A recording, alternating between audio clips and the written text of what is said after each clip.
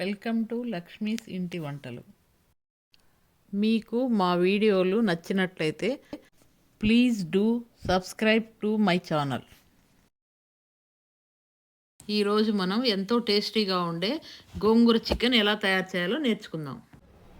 గోంగూర చికెన్కి కావలసినవి: చికెన్ పావు కిలో, గోంగూర చిన్న కప్పు ఇలా తరిగి పెట్టుకోవాలి, పచ్చిమిరపకాయలు 4, కొత్తిమీర కొద్దిగా, ఉల్లిపాయ 1, పసుపు పావు టేబుల్ స్పూను, ఉప్పు హాఫ్ టేబుల్ స్పూను, అల్లం వెల్లుల్లి పేస్టు 1 టేబుల్ స్పూను, నూనె 3 టేబుల్ స్పూన్లు, ధనియాల పొడి 1 స్పూను, కారం 2 టేబుల్ స్పూన్లు. గోంగూర చికెన్ తయారు చేసుకోవడానికి ముందుగా గిన్నె వేడి చేసుకొని నూనె వేసుకోవాలి. నూనె కాగిన తర్వాత ఉల్లిపాయ ముక్కలు వేసుకోవాలి. ఉల్లిపాయలు కొంచెం వేగిన తర్వాత అల్లం వెల్లుల్లి పేస్ట్ వేసుకోవాలి.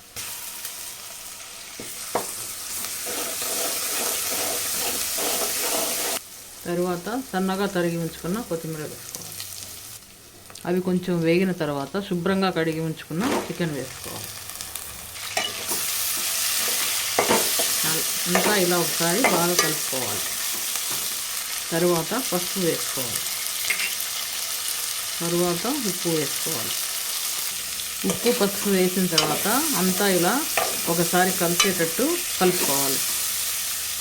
తరువాత మూత పెట్టుకొని చిన్న మంట మీద ముక్కలు ఉడికే వరకు ఉడికించుకోవాలి. చికెన్ ముక్కలు ఉడికేటప్పుడు మధ్య మధ్యలో ఇలా కలుపుతూ ఉండాలి, అడుగంటకుండా. చికెన్ ముక్కలు ఇలా కొంచెం ఉడికిన తర్వాత కారం వేసుకొని అంతా ఒకసారి కలుపు.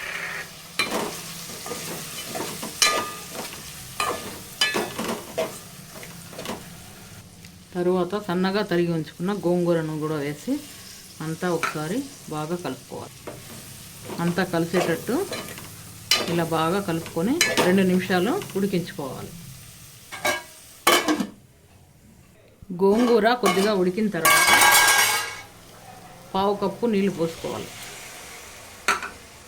పోసుకొని అంతా ఒకసారి ఇలా కలుపుకొని గోంగూర ముక్కలు పట్టేటట్టు బాగా ఉడికించుకోవాలి.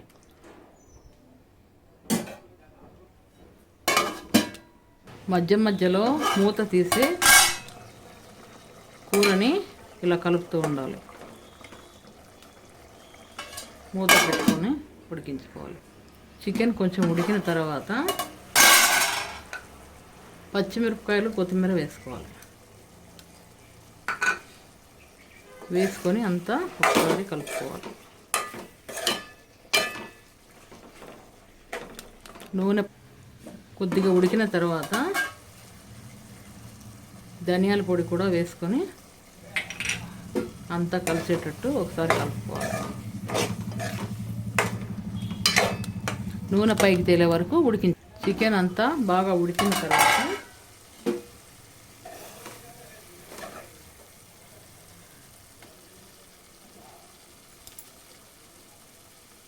స్టవ్ ఆఫ్ చేసుకోవాలి. అంతే, గోంగూర చికెన్ రెడీ.